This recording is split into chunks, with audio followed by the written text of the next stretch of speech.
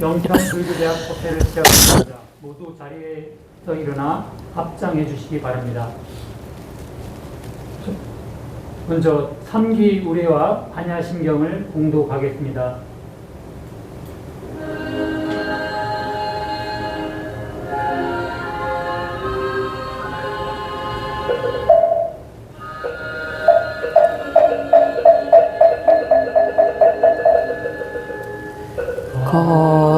거룩한 부처님께 귀합니다.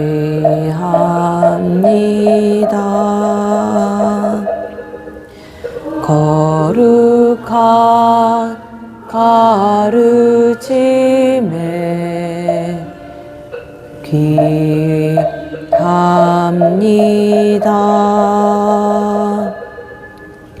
거룩한 스님들께 귀합니다.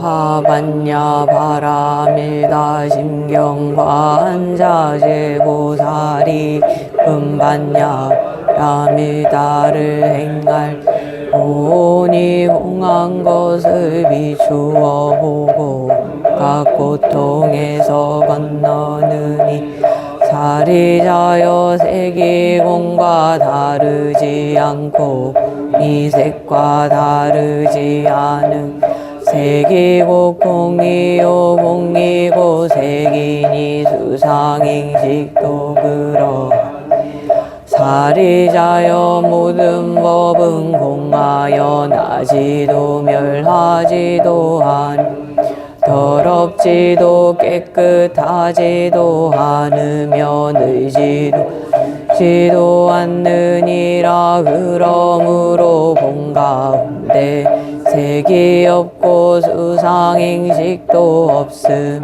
아니 비설신의도 없고 색성향촉법도 없음 눈의 경계도 의식의 경계까지도 없고 무명이 다함까지도 없으며 늙고 죽음도 없고 죽음이 다함까지도 없고 보짐열도도 없으며 지혜 얻음도 없느니라. 얻을 것이 없는 까닭 보살은 반야 바라밀다를 의지함으로 음에 걸림이 없고 걸림이 없으므로 서서 뒤바뀐 헛된 생각을 멀리 떠나 완전한 열반에 들어가 삼세의 모든 부처님도 반야 바라밀다를 지함으 최상의 깨달음을 얻느니라. 반야 바라밀다는 장신비하고 밝은 주문이며 위없는 주문이며 과도 견줄 수 없는 주문이니 온갖 괴로움을 진실하여 허망하지 않음을 알지니 이제 반야 바라밀다 주를 말하리라. 제아제 바라승아제 모지사바하제야 바라제 바라승아제 모지사바하제아제 바라승아제 모지사바하.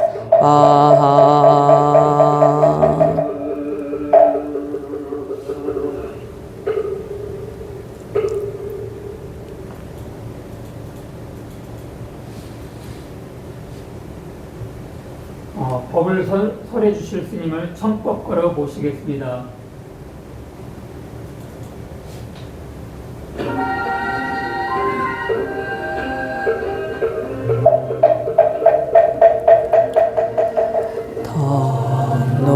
복두신 스승님 사자자에 오르사 사자우를 합소서 감노법을 주소서 옛인연을 이어서 새 인연을 맺도록 대자비를 베푸사 법을 설하옵소서.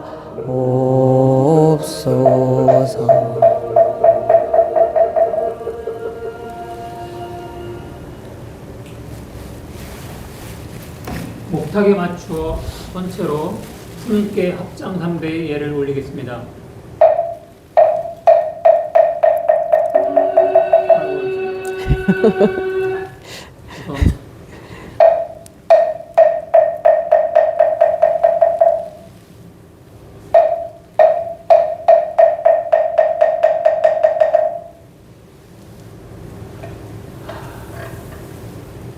나도 있잖아요. 입정, 그 다음에 입정, 입정하겠습니다. 자리에 앉아 자세를 가다듬고 입장하겠습니다.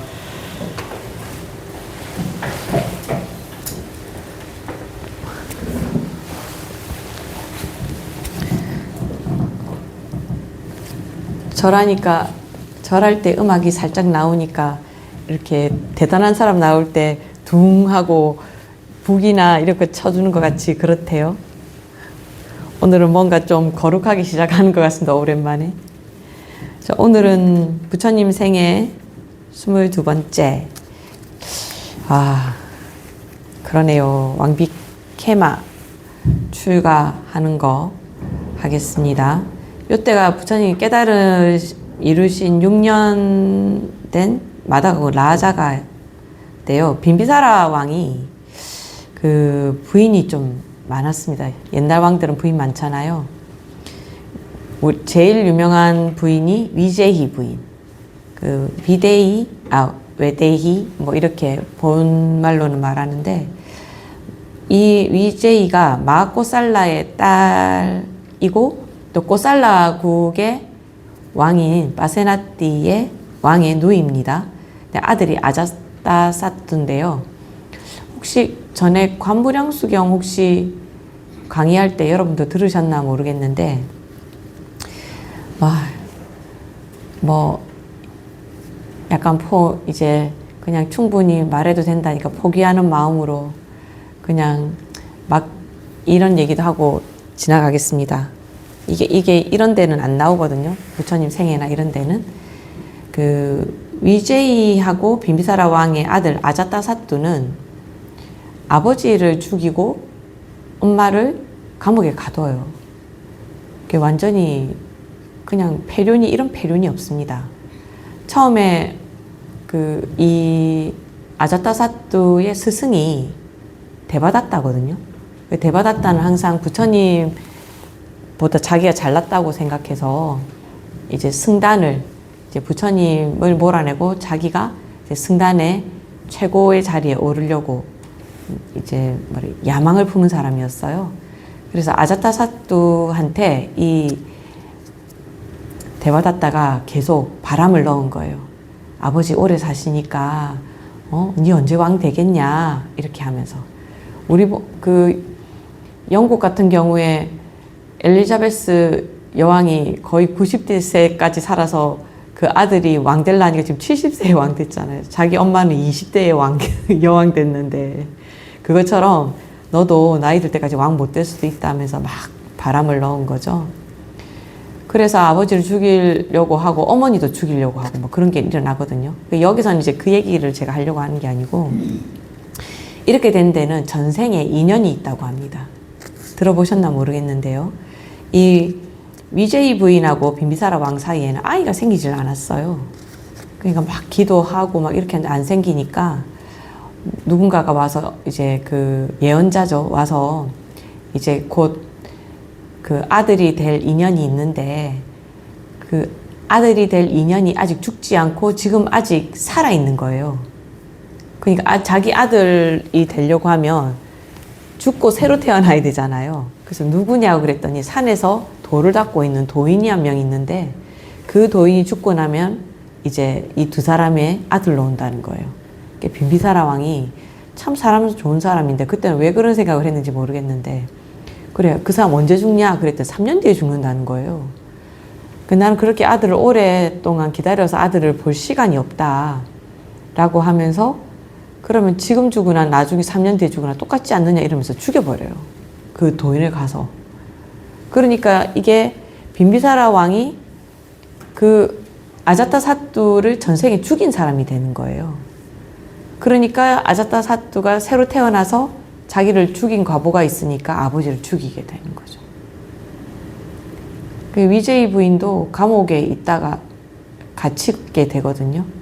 나중에 뭐 아자타사뚜가 뭐 참회를 한다 어쩐다 이렇게 하곤 하는데 이제 전생과에 대한 과보를 얘기할 때 이 빈비사라 왕과 위제이 부인이 나오기도 합니다. 그리고 또 두 번째 부인이 젤라나, 리짜비족의 제타카 왕의 딸이에요. 그리고 마지막이 깨마.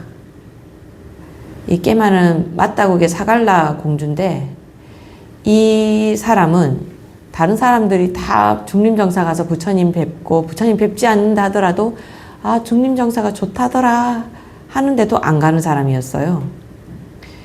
왜냐하면 이 사람이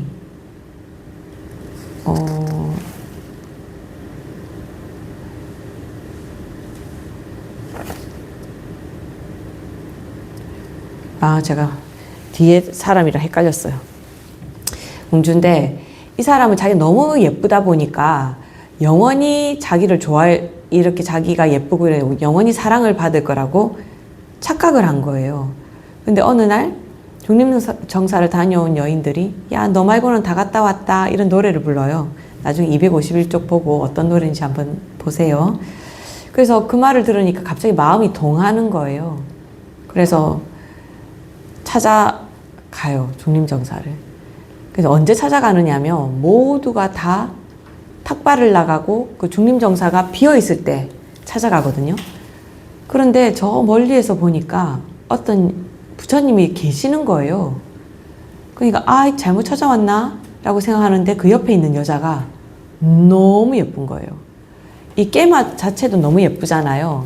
자기보다 더 예쁜 여자가 있으니까 눈이 확 간 거예요. 뭐 저렇게 예쁜 여자가 왜 중림정사 부처님 옆에 있지? 라고 생각을 하는데 부처님께서 그 여자한테 설법을 해주시면서 설법을 하시고 이 여성은 부처님한테 이렇게 부채질을 살살 해주고 있는 거예요. 그래서 그걸 보면서 저 여자 너무 예쁘다 이렇게 보고 있는데 갑자기 그 여자가 얼굴이 늙기 시작하더니 쭈글쭈글하게 되면서 죽음에 이르는 것 같은 완전 노인의 모습으로 변하는 걸 본 거예요. 그 여자가 깜짝 놀래가지고 나도 나중에 저렇게 되는 게 아닌가 라는 생각을 하게 되는 거죠. 그래서 부처님 불러요, 깨마를. 불러서 우리 생각나는가 모르겠습니까? 모르겠습니다. 사념처 배운 거 혹시 기억나세요? 사념처? 용수보살도 했다는 수행이죠. 사념처. 네 가지가 뭡니까? 신, 수, 심, 법 이거든요. 신념처, 수념처, 심념처, 법념처. 근데 그 중에서 신, 몸을 관할 때 뭐라고 관해라? 관신, 부정. 더럽다고 관해라. 이게 있어요. 그러니까 부처님께서 아름다운 여성을 볼 때 비구들한테 이렇게 말하죠. 저 아름다운 여성이 늙고 나중에 시체가 되면 거기서 고름 나오고 썩고 그렇게 해서 이 아름다움이 영원하지 않다. 무상함을 이야기하는 거. 새로 기억납니까? 수. 이 느낌은 어떻게 관하라? 관수, 무상. 무상하다고 전에 봐라. 심. 마음은 어떻다? 관심.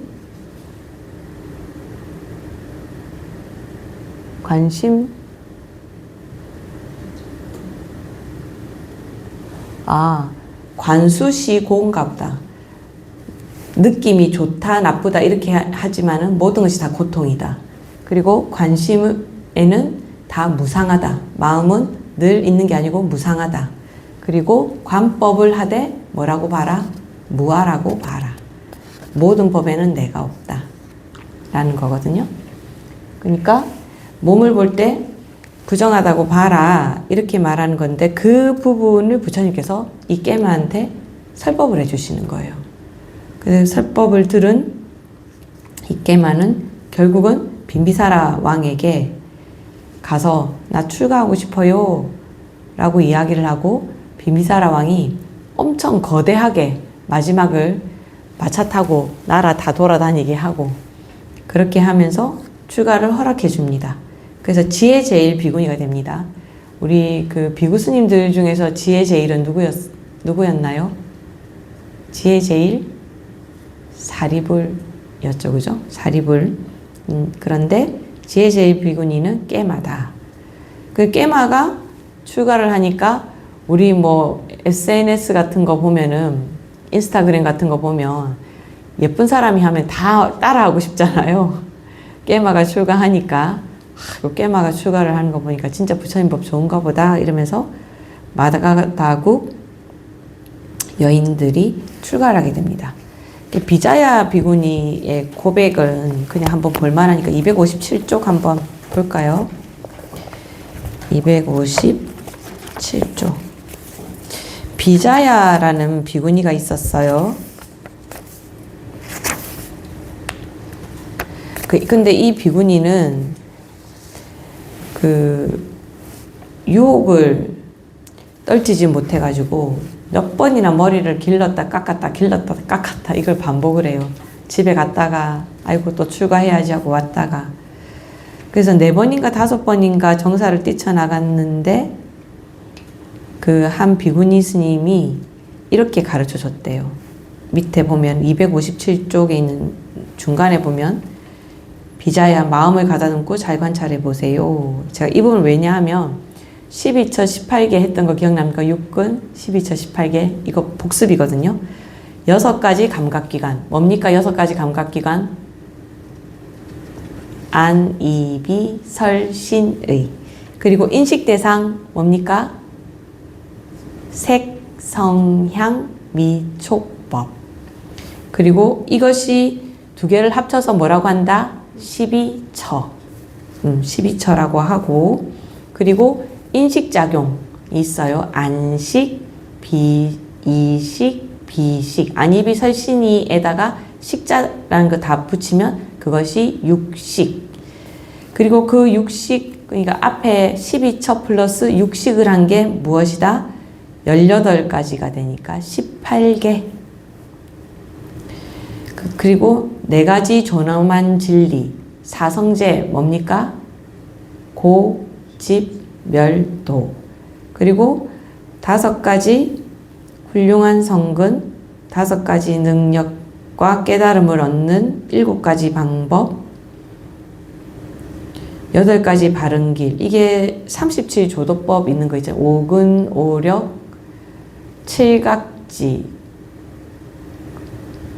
7각지 그리고 8정도 4에는 사념처 4정근 4신족 이렇게 해서 37조도품 얘기하는 거고요.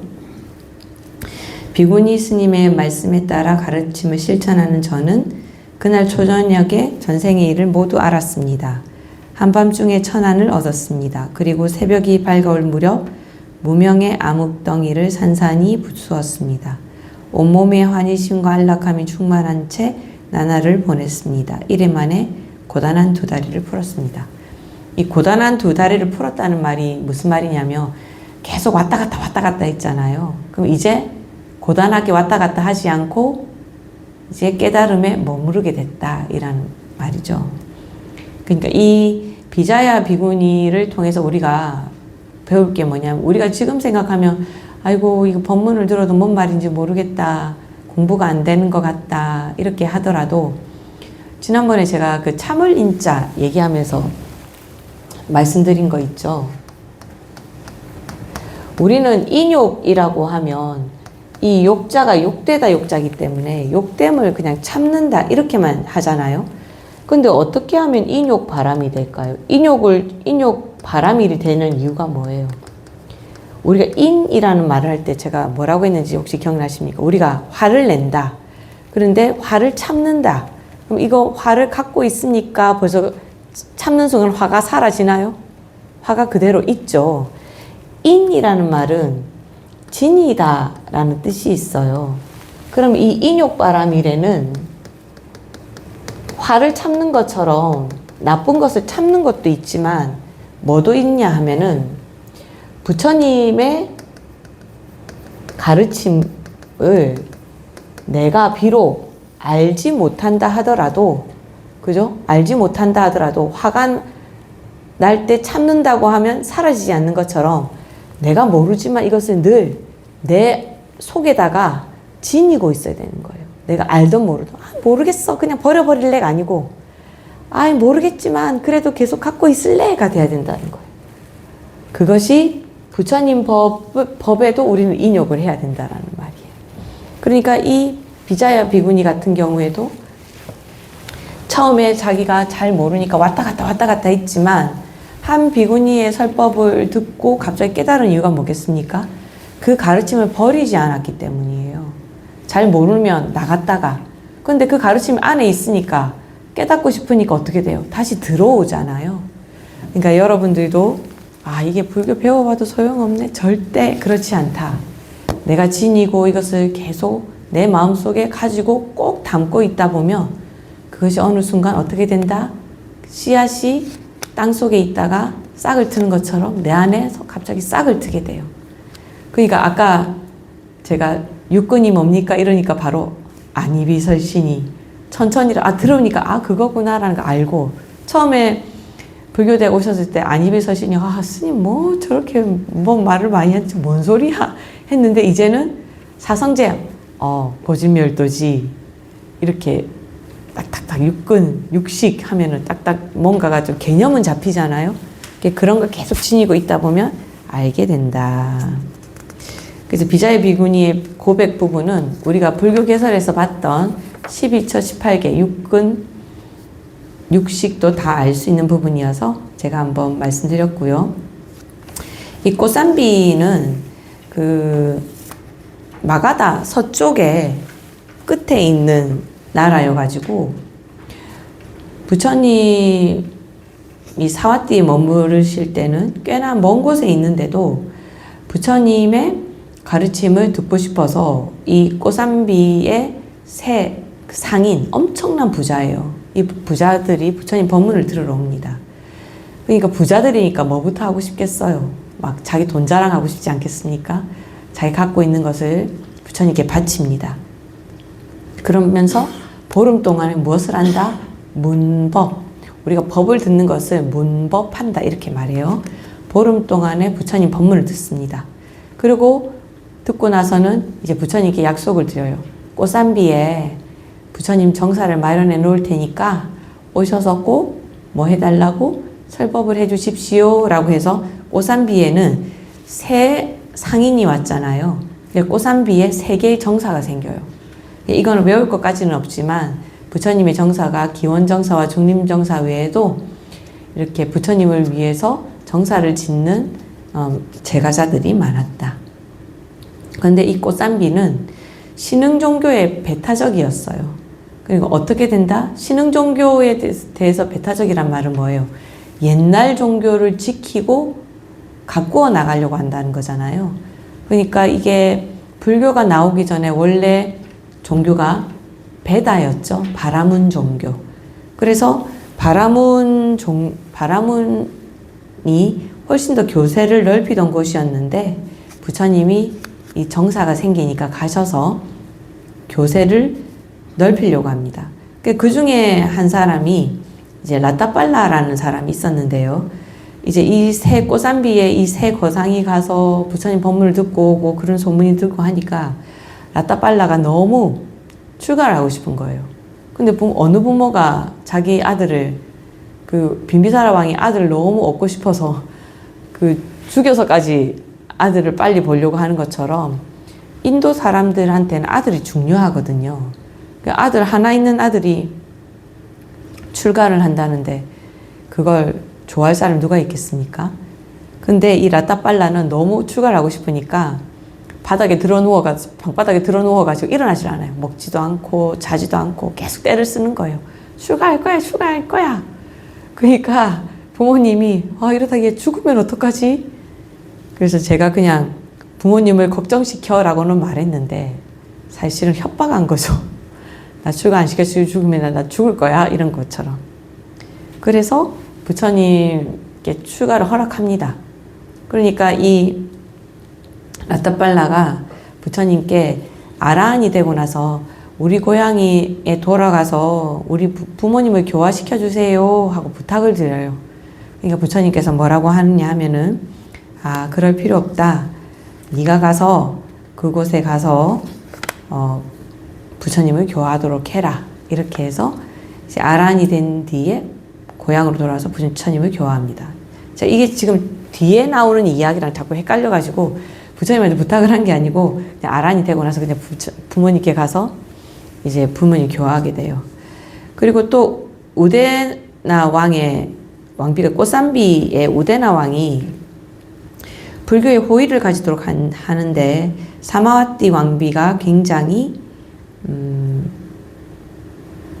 큰 역할을 하게 됩니다. 이 사마와티 같은 경우에는 직접 부처님께 가서 그 법문을 듣기에 너무 멀었어요. 근데 그 사마와티 왕비의 시녀가 꾸쭈따라라는 시녀가 있었어요. 그래서 꾸쭈따라가 부처님께 가서 설법을 듣고 오면 이제 이 사마와티가 이렇게 말하는 거예요. 사마와티가 야 네가 들은 거 나한테 좀 얘기해줘. 이렇게 하면서 그 몰래 부처님 몰래가 아니고 간접적으로 부처님 법문을 들어요. 그러면서 꼬산비 우데나 왕에게 부처님 좋으니까 가서 법문도 들으세요. 이렇게 하면서 부처님한테 좋은 생각을 가지도록 하는데 이 우데나 왕의 왕비 중에서 마간디아라는 왕비가 있었어요. 우데나 왕도 빈비사라 왕처럼 왕비가 많았다는 거죠. 근데 이 마간디아는 깜마사담바의 바라문 내외의 딸이었어요. 그런데 이 마간디아는 부처님을 아주 미워합니다. 왜 미워했는지 아세요? 이 깜마사담바의 바라문 내외가 이 부처님이 엄청 잘생기고 법문도 잘하신다고 하니까 찾아가서 부처님께 뭐라고 하느냐면 내 딸인 마간디아가 있는데 그 부처님의 부인으로 삼아주세요 라고 얘기를 한 거예요. 근데 부처님 결혼할 수 있으니까 결혼 못 하잖아요. 근데 깜마사담바의 바라문 이 마간디아 부모한테는 뭐라고 하느냐면 아까 말했던 부정하다. 아름다움이란 다 사그라들고 다 소용없다. 냄새나고 나중에 다 늙고 없어진다. 그냥 마간디아가 듣기로는 이렇게 들은 거예요. 그래서 결혼할 필요가 없다라고 얘기하니까 그 말을 듣고 마간디아의 부모가 딸을 자기 친척한테 맡기고 출가를 해버려요. 자기 부모가. 그러니까 마간디아가 이 부처님 좋아할 수 있겠습니까? 이 젊고 예쁜 자기한테 뭐라고 했어요? 냄새나고 늙고 나중에 고름 나오고 더러워진다. 이렇게 모욕을 줬다 이렇게 생각을 하는 데다가 자기가 부처님 때문에 부모 없이 자랐잖아요. 게다가 사마와띠를 또 우데나 왕이 좋아하니까 어떻게 되겠습니까? 서로 경쟁 상대 아닙니까? 그래서 마간디아는 그 부처님을 굉장히 싫어하게 돼요. 그런데 뭐 결국은 부처님의 그래서 이 마간디아가 우데나 왕한테 그 부처님 믿으면 안 된다고 좀 나쁜 말을 해요. 그래서 부처님한테 가가지고 약간 싸움을 걸거든요. 우데나 왕이 이 뭐 화라고 가져가가지고 군사들을 몰고 가서 부처님을 위협하는데 그 부처님한테 가서 그 위협이 통하겠습니까? 결국 통하지 않게 되고 또 신통력이 발휘되는 거죠. 그래서 그렇게 하면서 우데나 왕이 부처님 앞에 굴복을 하게 됩니다. 그리고 우리한테 와서 법문을 해주세요 라고 얘기를 하니까 부처님께서 사마와띠는 우바이 가운데 가장 따뜻한 마음을 가진 사람이다 라고 얘기하고 사마와띠의 시녀 꾸쭈따라에게는 우바이 가운데 가장 지혜로운 사람이다 라고 이야기하면서 인정을 하게 됩니다. 어쨌든 부처님 덕분에 꽃산비에 있는 사람들의 승단에 기여하는 사람들이 많아졌어요. 근데 이 꾸쭈따라가 수다원에 이르러서 다른 사람들이 그 마간디아 왕비가 막 부처님을 욕하고 다녀도 이미 이 꾸쭈따라가 수다원에 이르렀기 때문에 그 말을 믿지 않고 부처님이 최고다라고 이야기를 하거든요. 그래서 제가 수다원이란 도대체 무엇인가를 3쪽의 표로 제가 그 정리를 해놨어요. 사향사과라고 하는데요. 4가지 향과 과가 있어요. 이 향은 뭐냐 하면 이 향자는 뭡니까? 향하다라는 뜻이잖아요. 향하다. 그러니까 향하다는 건 뭐예요? 내가 거기에 도착한 거예요? 아직 도착하기 전이에요? 전이죠. 그래서 과는 결과니까 이거는 얻은 거예요. 그래서 사향, 사과거든요. 그래서 처음에 있는 것이 수다원 향이면은 아직 이제 수다원이 되진 않았지만 수다원이 되려고 하는 사람이고 수다원 과 이렇게 하면 수다원이 된 거예요. 그래서 사향 사과라고 얘기하면서 제가 수다원, 사다함, 아나함, 아라한 요 4개만 썼잖아요. 그런데 여기에다 그냥 향자만 다 붙이고 그 향하던 사람들이 나중에 과를 얻게 되면 수다원이 되고 사다함이 되고 아나함이 되고 아라한이 되는 거예요. 이 사양사과는 이건 좀 신기하던데요. 사양사과는 사실 소승불교 초기 불교의 과위예요. 근데 이 사양사과는 우리가 제일 많이 접하는 경전은 또 오히려 대승경전인 금강경에서 많이 대합니다. 그래서 수다원이 되면 어떻게 되느냐 하면 그 옆에 표에 보세요. 이제 제거된 번뇌는 뭐냐 하면 내가 있다라는 생각에서 벗어나게 돼요. 그러니까 이 몸이 나다라는 생각에서 벗어나게 되거든요. 그래서 의심을 한다거나 그리고 계율이나 의식에 대한 집착이 싹 다 없어져요. 그리고 윤회는 몇 번만 한다? 7번만 윤회합니다. 그런데 이 예류과라고 돼 있잖아요. 이게 같은 말이에요. 수다원이랑 예류과랑 똑같은 말이에요. 예류향, 예류과가 있는 거죠. 예류라는 말은 흐름에 나아갔다, 들어갔다, 물에 들어갔다. 우리 물에 들어가면 어떻게 됩니까? 젖는 것이 완전히 정해져 있잖아요. 그럼 예류과만 되면은 무조건 윤회에서 벗어날 수 있어요. 깨달음이 정해진 겁니다. 그래서 옛날 김성철 교수님은 우리 아라한이 꼭 못 되면 수다원이라도 되자. 그래서 수다원이 됩시다. 이렇게 수행 운동도 하고 하셨거든요. 이렇게 되면 사학도 그리고 수다원이 다 되면 적어도 인간 천상에 태어나지 절대로 사학도에는 떨어지지 않는다고 합니다. 그리고 일례는 말 그대로 일례니까 한 번 온다는 말이거든요. 그러니까 사다함이라고 하는데 이제 삭가다감이라고 해서 이게 한 번만 온다라는 뜻이에요. 그래서 앞에 그 내가 있다라는 생각, 의심, 계율에 대한 집착. 계율에 대한 집착이 뭐냐면 제가 그때 말했던 그 계금취견이 없어진다라는 거예요. 계금취견이라는 게 뭐냐면 내가 계를 지키니까 나는 반드시 깨달을 거야 라고 생각하는 견해거든요. 그런데 계를 지킨다고 해서 무조건 깨달아지는 건 아니겠죠. 근데 이 사람은 어떤 집착, 견해를 갖고 있느냐면 나는 계를 지키고 있으니까 당연히 깨닫게 된다. 깨달음이 이르게 된다라는 건데 그게 또 다른 집착입니까? 아니면 내가 모든 것에서 자유로워진 상태입니까? 또 다른 집착이잖아요. 그러니까 그 계율을 지키고 있다라는 그 마음까지도 없애야 되는 거예요. 그러니까 금강경 같은 경우에는 무아라고 하지 않고 뭐라고 하는지 아십니까? 이 말과 무아는 똑같은 말이에요. 금강경에서는 무상이라고 합니다. 이 무상은 우리가 흔히 말하는 이 상자가 아니고요. 모양이 없다라고 하는 무상이에요. 이 무상은 무아랑 똑같은 말입니다. 모양을 짓지 않는다라는 거예요. 그러니까 이 계금취견, 내가 계율을 지키니까 나는 깨닫는다 라고 하는 어떤 상을 세우는 거예요.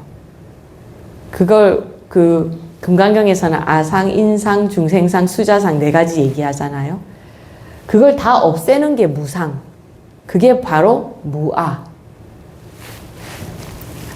오늘 금강경까지 이제 여러분들은 이제 다 알아버렸습니다. 그리고 세 번째가 불환. 이제 완전히 감각적 욕망과 악이라는 것이 다 없어져요. 그리고 무조건 색계 정거천에 즉시 태어납니다. 그러니까 요게 색계 정거천에만 한 번 태어나면 돼요. 그리고 아라한이 되면 아예 태어나지 않게 되죠. 열반에 들어가는데 앞에 있는 모든 번뇌를 없애고 나 색계에 태어나야지, 무색계에 태어나야지 라고 하는 그 아만, 들뜸, 무지 이게 모든 것이 없어지는 거예요.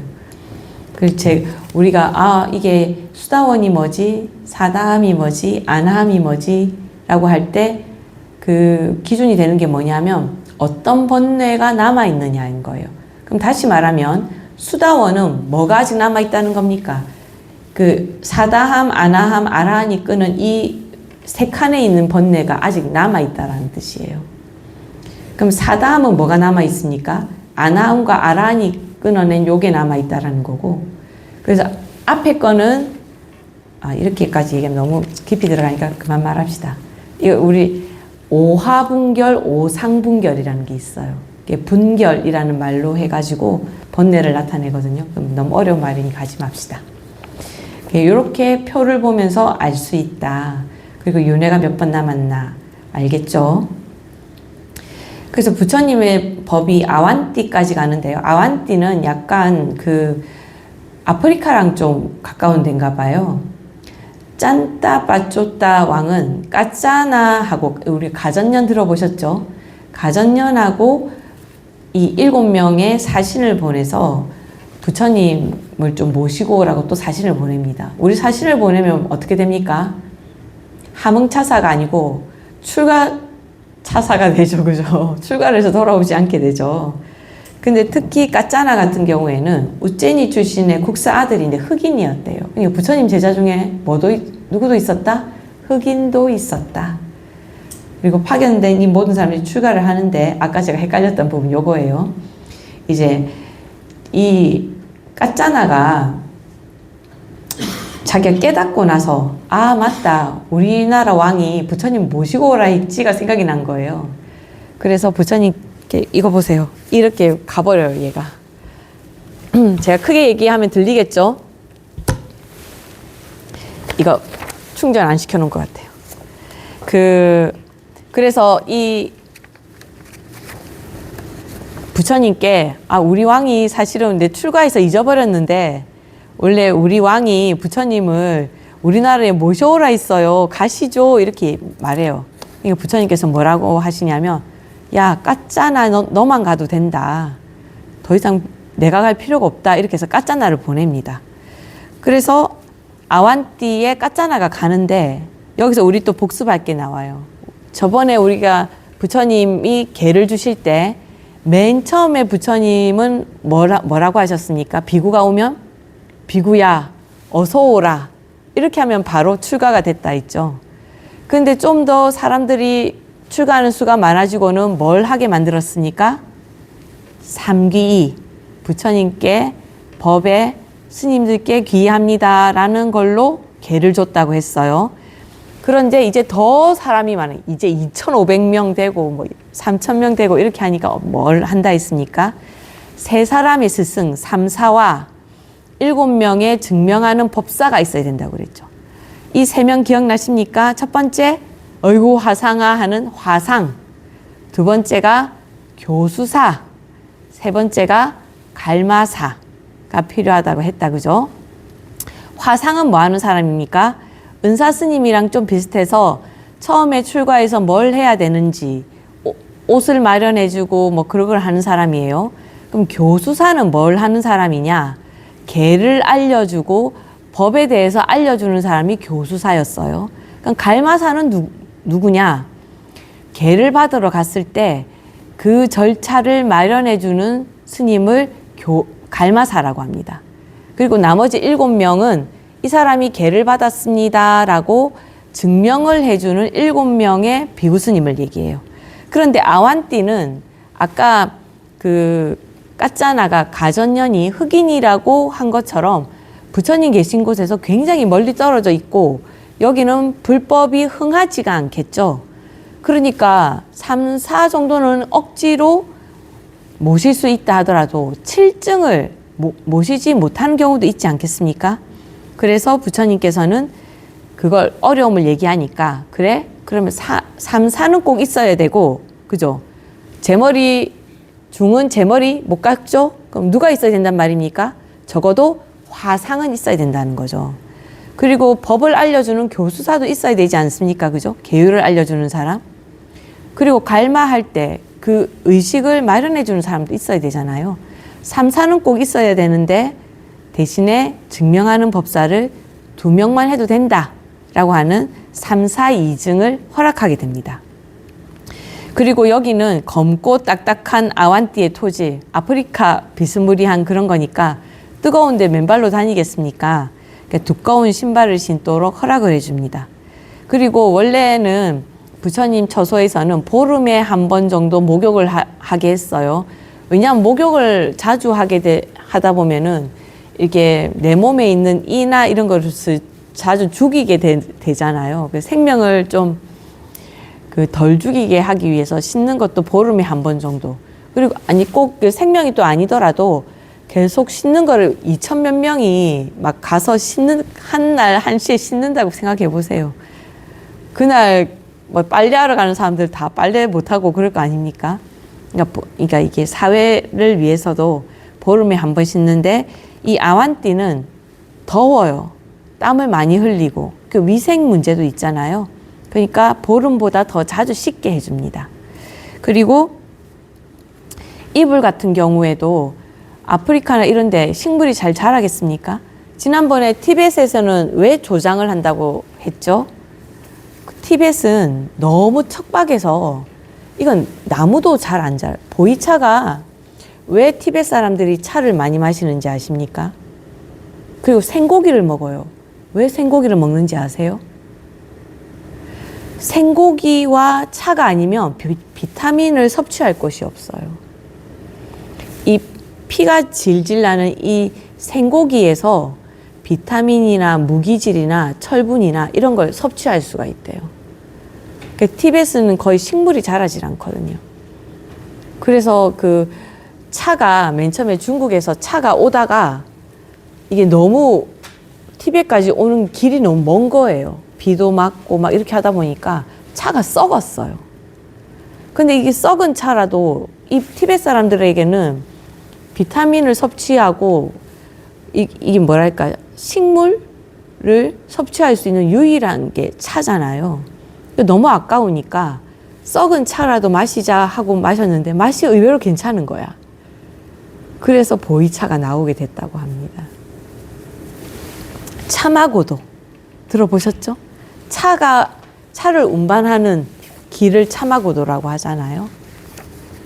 그래서 어쨌든 그러니까 이쪽 아완티도 마찬가지예요. 이게 이런 배를 짜려고 하면 식물이 자라야 되는데 너무 덥고 하다 보니까 식물이 잘 자라지 않으니까 부처님이 무엇을 허락하셨다? 양이나 염소, 사슴 등의 가죽을 이용하는 것도 허락하셨다. 그러니까 이런 걸 보면 부처님께서는 너무 엄격하게 뭐 계율을 따라야 된다. 너 이거 안 하면 안 된다라고 하신 게 아니고 상황에 따라서 항상 자비를 베풀어 주시는 분이었다라는 것을 알 수가 있습니다. 이제 부처님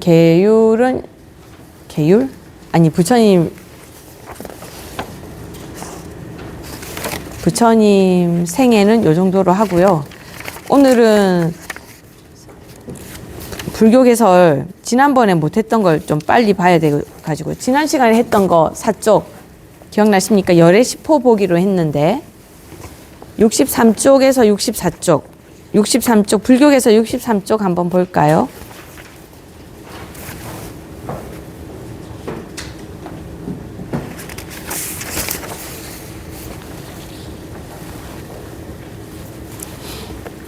(63쪽에) 보면 아랫부분이에요. 이제 우리 기도하거나 이렇게 할 때 열애, 음공, 정변지, 명행족, 선서, 세간의, 무상사, 조어장부, 천인사, 불, 세존 들어보신 적 있습니까? 열애를 10가지로 부르는 거예요. 이 말은 다 부처님이란 뜻입니다. 근데 부처님이 어떤 분인가를 10가지로 이야기해 놓은 거예요. 요건 좀 중요합니다. 여러분들 책 잘 읽어 놓으세요. 첫째는 응공이에요. 이 응공이라는 말은 사실은 아라한이라는 말입니다. 아라한이랑 똑같은 말이에요. 응당이 공양받을 만한 분이다 라는 뜻으로 응공입니다.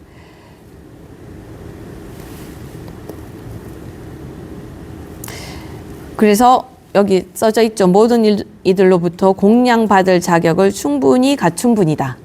우리 삼륜 생각납니까? 삼륜이 청정해야 된다. 삼륜 뭔지 생각나세요? 보시 받는 자가 청정해야 되고, 보시하는 사람도 청정해야 되고, 보시하는 물건도 청정해야 된다. 그런데 그 삼륜 청정 중에서 보시 받는 사람이 청정해야 되잖아요. 근데 부처님은 가장 청정하신 분이잖아요. 그러니까 모두에게 공양받을 만한 분이다 라고 해서 첫 번째가 응공, 두 번째가 정변지라는 뜻으로 말하는데요. 바르게 두루 아시는 분이다 라는 뜻으로 정변지를 써요. 근데 이것은 등정각이란 뜻입니다. 있는 그대로 정확하게 아신다 라는 말이거든요. 등정각이 바르게 깨달으셨다 이런 뜻이에요. 그 말을 다시 말하면 정변지. 그래서 세상에서 모르는 것이 없다. 그래서 세상에서 모르는 것이 없다라는 말을 할 때 어느 경전에는 보면 부처님은 비가 내릴 때 그 빗방울의 숫자까지도 다 아신다 라고 말할 정도예요. 그러니까 누군가가 빗방울의 숫자까지 다 아신다 그러면 누가 피식 웃더라고요. 어떻게 그걸 다 아느냐고. 근데 부처님 다 아신다고 합니다. 그리고 세 번째는 명행족이거든요. 명과 행을 족이라는 만족하신 분이다. 그러니까 완벽하게 갖추었다가 족이에요. 이게 발이 아니에요. 발이 아니고 명행족. 명은 지혜, 밝다라는 뜻이니까요. 행은 실천. 그래서 지혜와 실천을 모두 갖추신 분이다. 우리 어떤 경우에는 아는 건 많은데 실천 안 되는 사람 있죠. 잘 사는데 아는 게 없는 사람이 있잖아요. 잘 모르는 사람 있잖아요. 그냥 나는 본능적으로 해. 설명해봐. 그러면 모르는데? 난 그냥 하는데? 이렇게 하는 게 있잖아요. 근데 부처님은 행도 잘 하시는데 아는 것도 정확하게 아신다라는 거예요. 명행족. 그리고 네 번째는 선서. 선서라는 말은 다시 생사의 세계로 돌아오지 않는 분, 번뇌를 아득히 초월해서 고뇌에 빠지지 않는 분이다 라고 해서 잘 가셨다라는 뜻이에요. 우리 열애는 무슨 뜻입니까? 오는 거잖아요. 열애. 그죠? 진리로서 오셨다는 게 열애 아닙니까? 있는 그대로 오셨다. 근데 선서는 선자가 잘 선자, 착하다 선자 쓰는데요. 선자라는 말에 잘이라는 뜻도 있어요. 근데 서는 뭐냐면 가다 서거든요. 열애는 오는 건데 서는 가다는 거예요. 잘 가셨다. 잘 보냈다. 무엇을? 번뇌를. 있는 번뇌를 모두 보내버리고 나한테 남은 것이 있을까요? 없을까요? 없다. 번뇌가 남아있지 않다라는 뜻으로 선서를 씁니다. 그리고 이거는 정변지랑 좀 비슷한 말인데요. 세간해. 이 세간은 뭡니까? 세상을 세간이라고 하죠. 공간적 의미의 간. 그리고 세는 뭡니까?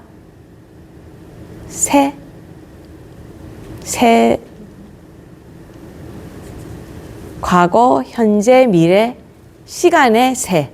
시간과 공간에 대해서 해는 이해하다의 해자예요.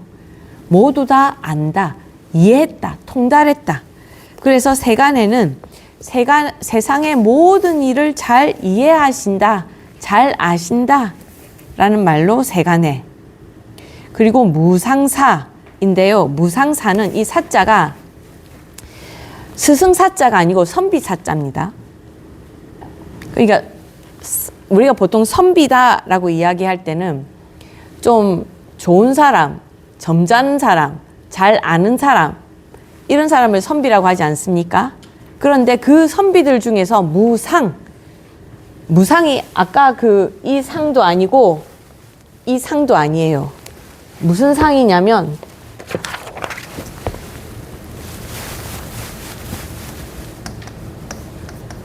무상이에요. 요 상.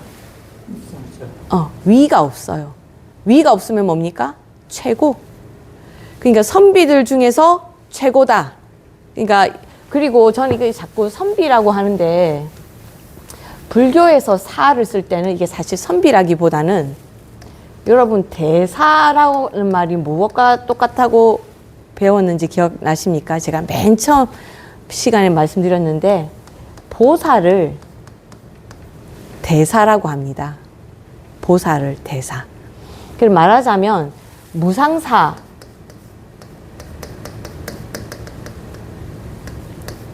사라고 할 때 꼭 선비라기보다는 깨달음으로 나아가기 위해서 노력하는 모든 보살들 중에서도 으뜸이다. 그래서 완전히 깨달으신 분이다 라는 뜻으로 무상사를 쓰는 거예요.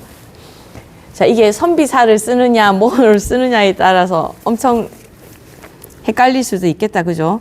사실 이 책에 한자를 다 써놨으면 좋았을 건데 그랬어요. 자, 다음은 조어장부예요. 이 조어는 무슨 말이냐면 우리 조절하다 할 때 조자 있잖아요. 그러니까 장부들 중에서 무엇을 잘하는 사람? 모든 것을 잘 조절하는 사람이라는 거예요. 야생마를 길들이듯이 훌륭한 마부처럼 중생들을 잘 조절해서 진리에 이끌도록 하는 거. 이 조자는 조절하다 할 때 그 조자를 쓰는 거예요. 그리고 여덟 번째는 천인사. 이 사자는 선비사자가 아니고 스승사자. 누구의 스승? 하늘과 인간의 스승. 모든 신들의 스승이다 라는 뜻으로 스승. 그리고 9번째는 불. 이는 붙다 라는 말에 붙다라는 말. 산스크리트어로 부드흐, 깨닫다라는 말이 있어요. 이 깨닫다라는 말에서 부다 이렇게 해서 깨달은 사람, 이거를 한자어로 바꿀 때 불이라고 바꾼 겁니다. 그리고 세존, 세상에서 가장 존경할 만한 분, 가장 존귀한 분, 그래서 세존. 그래서 이 세존을 얘기할 때 우리 명행족도 있는데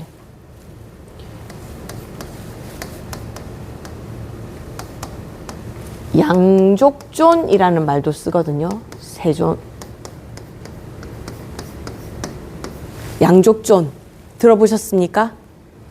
양족존이라는 말도 쓰거든요. 부처님 말할 때, 석가모니 부처님 말할 때, 이 양족이라는 거에 대해서는 두 가지 해석이 있어요. 두 발 가진 사람들 중에서 두 발로 가는 양족이잖아요. 두 발을 가지는 사람 중에서 가장 존경받을 만한 분이다 라는 말로 양족존을 쓰기도 하고, 또는 아까 명행족처럼, 명행족 할 때 족이라는 건 만족하다라는 거잖아요. 다 갖추었다. 무엇을 갖추었다? 두 가지를 갖추신 존경할 만한 분이다 라는 해석을 하기도 해요. 이렇게 할 때 이 두 가지는 뭐냐 하면 지혜, 아까 명행과 똑같은 말이죠.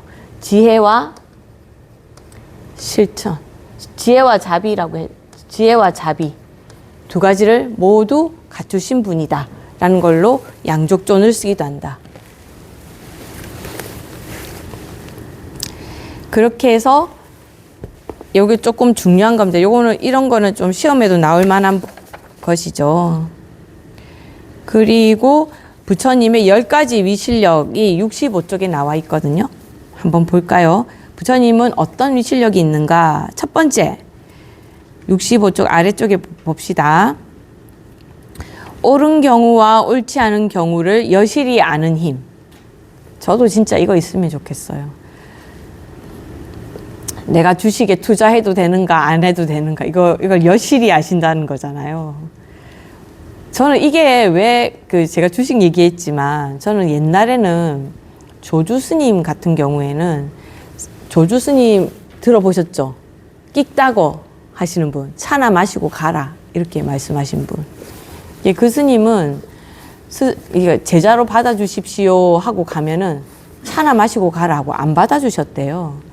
저는 어렸을 때는 아니 왜 배우러 온 사람을 안 받아주지? 라고 생각을 했었거든요. 근데 북쪽에는 조주, 남쪽에는 남전선사가 있었는데, 조주선사는 남전한테 가라 하고 다 사람을 남쪽으로 보냈대요. 그 이유가 뭐냐 하면은, 조주 스님은 이게 옳은 경우와 옳지 않은 경우를 여실히 안다고 한 것처럼 자기가 인복이 없는 걸 알았던 거예요. 제자복이 없다는 걸. 제자복이 없다는 게 나한테 잘하는 사람이 안 온다는 게 아니고, 자기가 제자를 가르쳤을 때 그 제자가 올바르게 나아가지 못할 인연이 될 수도 있다는 것을 자기가 안 거예요. 왜 우리 보면 자식복이 없다 이라는 사람은 자식이 나빠서가 아니고 내 복이 없는 사람이다 보니까 내 속을 자꾸 썩이는 사람이 되는 거예요. 그럼 좋은 방향으로 사람이 나갈 수 없잖아요. 조주 스님은 제자가 와서 자기한테서 좋은 영향을 받지 못한다라고 그걸 여실히 아셨기 때문에 무조건 남전이 좋은 스님이니까 남전한테 가라, 남전한테 가라, 차나 마시고 가라고 한 거예요. 나중에 알고 보니까 좋은 스님이었더라고요. 빨래 시키고 밥 시키고 하면 좋을 텐데 그렇게 안 하고 차나 먹고 가라고. 가진 게 차밖에 없었던 스님인 거예요. 두 번째는 중생의 과거와 미래, 현재의 여러 업과 여러 과거의 법칙을 안다. 법칙을 안다. 이게 뭡니까? 인과. 아까 아사세왕 얘기했잖아요. 그죠? 아자타사뚜. 법칙을 알고 업을 짓는 곳을 알고 인연을 알며 과보를 열심히 아는 힘. 이거 오늘 제가 앞에 말했던 그건 거예요. 어차피 올 사람 내가 죽여서 빨리 오게 하면 어때? 그것 때문에 자기가 아들한테 죽이면 다. 아들한테도 못할 짓이고 나도 슬픈 일 아닙니까? 3년 그냥 기다리지. 예언인데. 에휴. 그리고 세 번째, 중생이 지닌 무수한 성질을 여실히 안다. 이렇게 되면 어떻게 되겠습니까? 중생을 위해서 올바른 처방을 해줄 수 있다. 그죠? 병이 있을 때.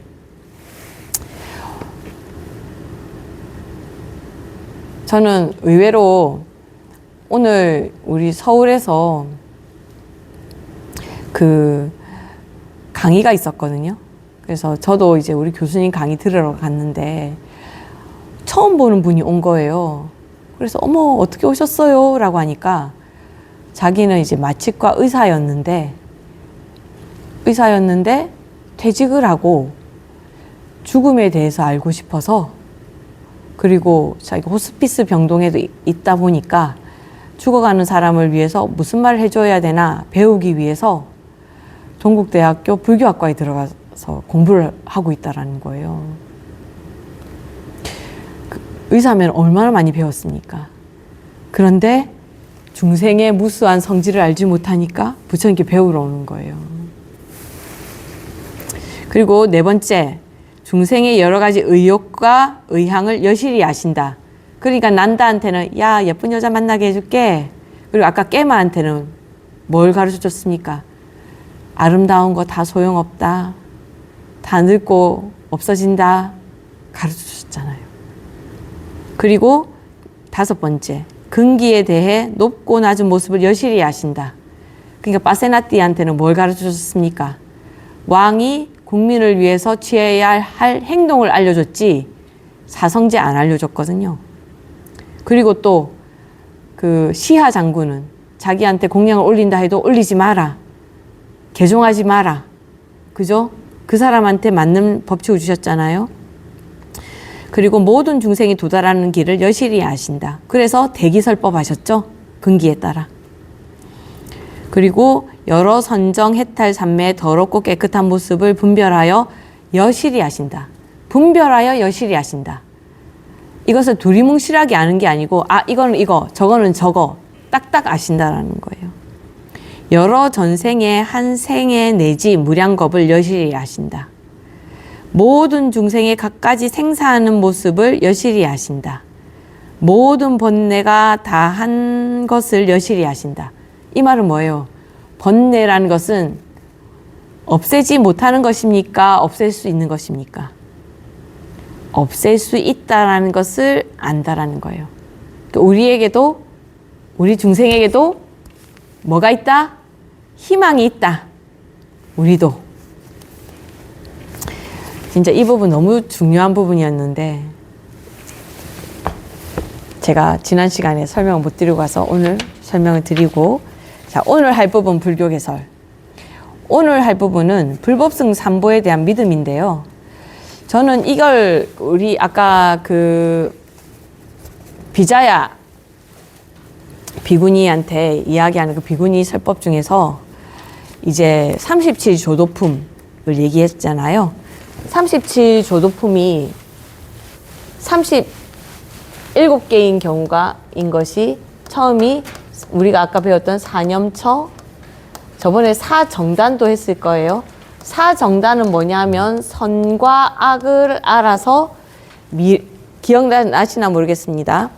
미래에 지을 악을 짓지 않고 지금 짓고 있는 선을 더 증장시키고 해서 네 가지 과거 미래에서 선과 악을 확실하게 해서 무엇을 더 기른다? 선을 더 기른다. 그리고 사신족이라는 게 있습니다. 그리고 오근, 오력,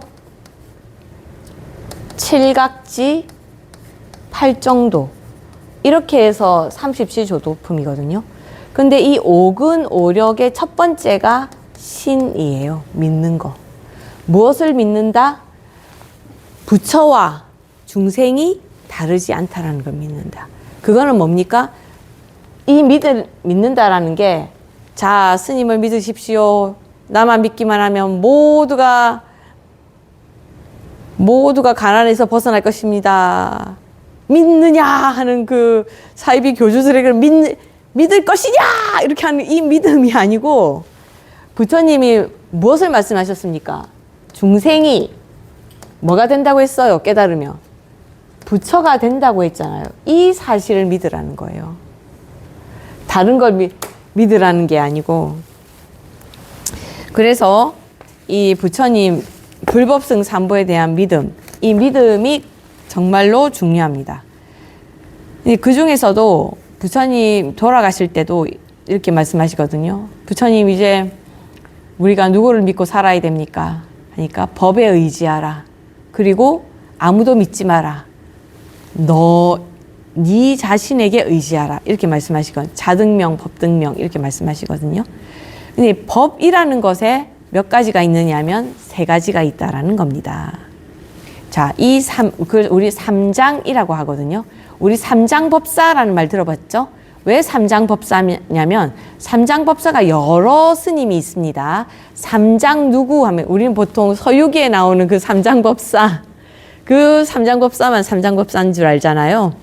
이 삼장법사라고 하는 사람들은 누구냐면, 이 삼장, 경장, 율장, 논장에 모두 그 회통한 사람, 모든 것을 잘 아는 그 스님들을, 이 스님은 경률론 3장에 대해서 다 잘 알아. 모르는 게 없어. 라고 하면 3장이 되는 거예요. 그래서 서유기에 나오는 삼장법사는 이 3가지에 대해서 잘 아는 스님이었다는 뜻이에요. 그래서 한번 68쪽을 한번 볼까요? 그래도 68쪽에 보면 이제 그 첫 번째에 있는 그 빨간색 내용 볼게요. 마치 목수에게 실줄이 그 표준이 되듯이 경전도 지자들에게 실줄이 되기 때문이다. 그리고 실줄에 의해서 꽃들이 결집되어 흩어지지 않고 부서지지 않는 것 같다. 실줄이 뭔지 압니까? 목줄. 예, 목줄. 보살님들은 모를 수도 있을 것 같은데, 집을 지을 때 우리가 집을 짓는데 만약에 수평이 안 맞고 이렇게 지으면 되겠습니까? 안 되겠습니까? 그래서 여기 기둥하고 여기 기둥을 박아서 여기다 실을 매요. 이 똑같은 높이로. 그럼 이 실이 기준이 되는 거예요. 그래서 이게 수평을 맞추는 걸로 옛날에는 이 실줄로 다 했습니다. 요것을 실줄이라고 하거든요. 그래서 여러분 선방에 가장 높은 스님이 누군지 압니까? 입승 스님이라는 말 혹시 들어보셨어요? 들어보셨습니까? 선방에서 모든 선사 스님들을 이렇게 지휘하는 스님을 입승 스님이라고 하는데, 이 입자에다가 승자는 우리 포승줄 할 때, 새끼줄 할 때 새끼줄 승자예요. 그러니까 이 새끼줄을 세운다라는 말이거든요. 무슨 말이냐면 이 실줄을 세운다라는 뜻이에요. 규칙을 세운다. 선사 스님들이 대중생활을 하게 되잖아요. 이렇게 해도 되는데 이 수행에 대해서도 가르치지만, 그 스님들이 언제 입방하고 언제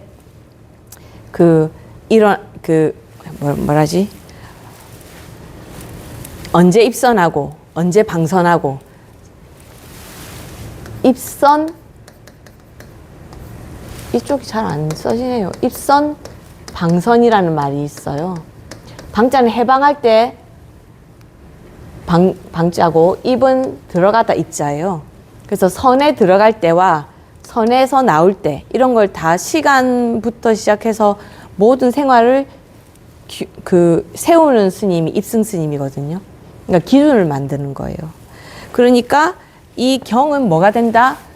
부처님의, 이제 우리 불자들이 부처님의 가르침이 어떤 것인가 하고 실천하는 데 있어서 무엇이 된다? 실줄, 기준이 되는 것이 경이다 라고 하는 거예요.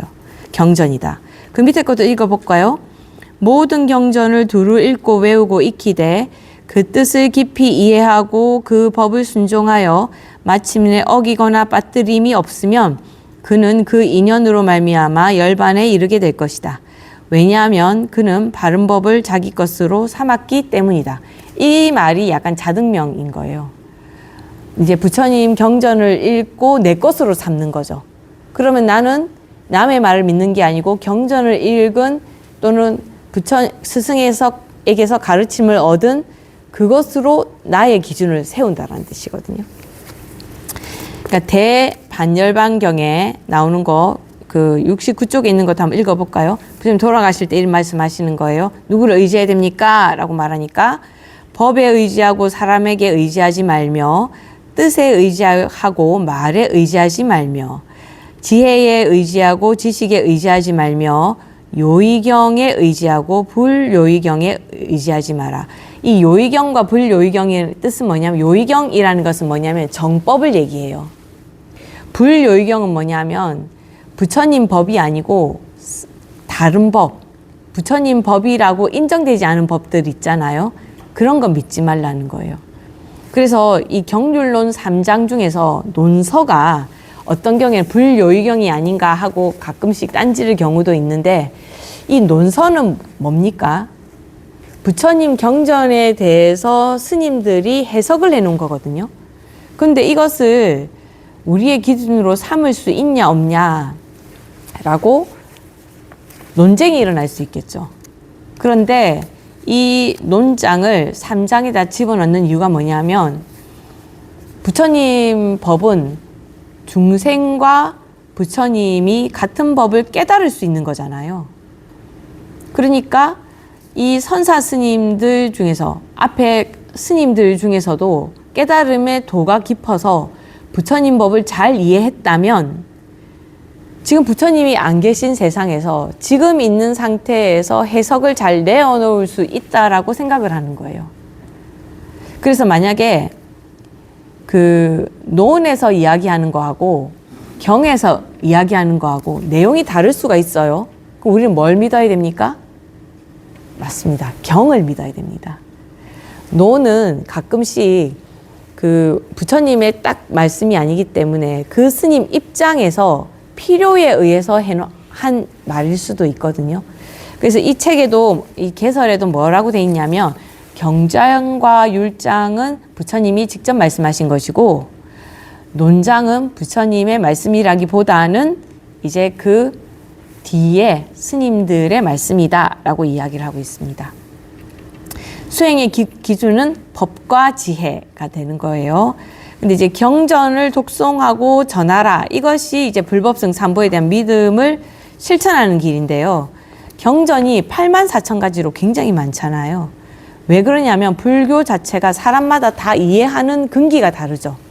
그러니까 그 근기 따라 다 이야기를 하다 보니까 그 첫 번째는 불교가 너무 심오해서, 두 번째는 부처님 말씀 너무 어려우니까 부연 설명이 계속 들어가는 거잖아요.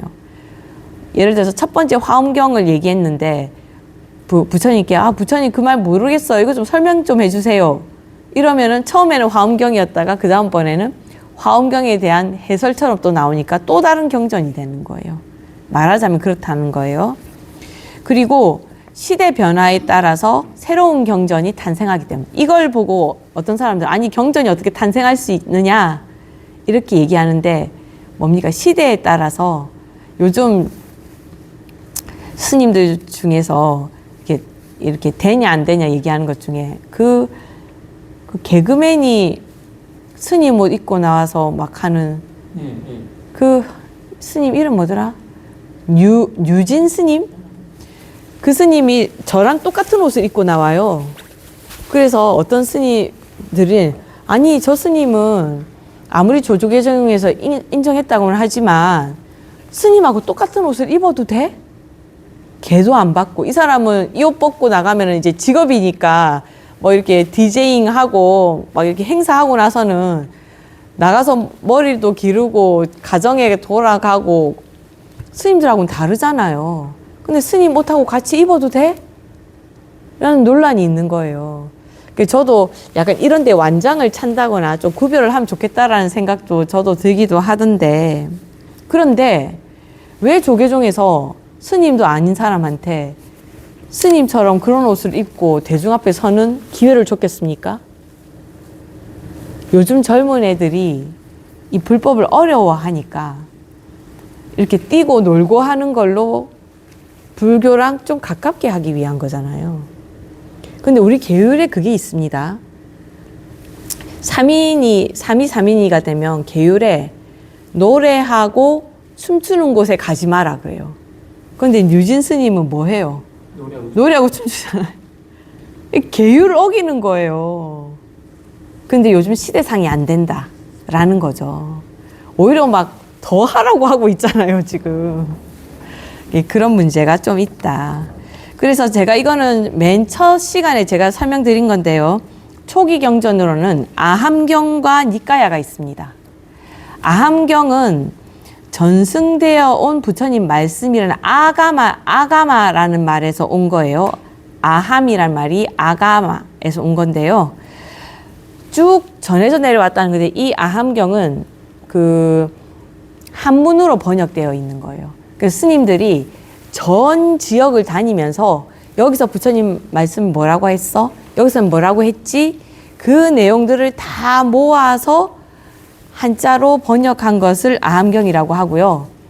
니까야는 스리랑카로 직접 넘어간 법이에요. 그래서 그게 빨리어로 쓰여져 있어요.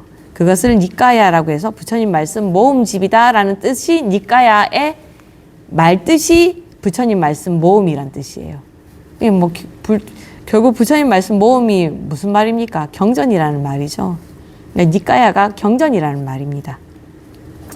그리고 대승경전은 뭐 다음에 시간 있을 때 더 할 기회가 있을지도 모르겠는데 오히려 부처님 돌아가시고 나서 너무 연구를 많이 하다 보니까 너무 어렵게 불교가 변한 거예요. 그러니까 그 제가 신자나 그리고 그 일반 스님들 사이에 우리 원래 부처님 뜻으로 돌아가야 되지 않아? 이거 우리 이렇게 학문적으로 변해도 돼? 라고 하는 성찰에서 나온 것이 대승불교예요. 그냥 갑자기 뭐 뜬금없이 어느 학자가 말하는 것처럼 소설처럼 나온 것이 아니고 원래 부처님의 가르침으로 돌아가자라고 하는 성찰에서 나온 것이 대승불교입니다. 다음에 조금 더 설명할 기회가 있으면 말씀드릴게요. 이 대승경전에 속하는 것이 반야경, 우리가 그 시작할 때 하는 반야심경, 법화경, 화엄경, 유마경, 무량수경 다 대승경전이에요. 우리나라에서는 아함경보다는 오히려 대승경전을 훨씬 더 잘 접할 수 있게 되는 거죠. 우리는 불법 이렇게 말하는데 이 불법은 무엇이다? 진리 그 자체이면서 또 그 불법 자체가 진리를 실천하는 것이다. 라는 것을 이제 70쪽에서 71쪽이니까요. 시간이 다 돼서 읽는 것은 각자 읽어보시길 바랍니다. 오늘은 수업 이걸로 마치겠습니다. 오늘 조금 길게 했는데 죄송합니다. 모두 일어나 법을 설해 주신 스님께 목탁에 맞춰 합장하겠습니다.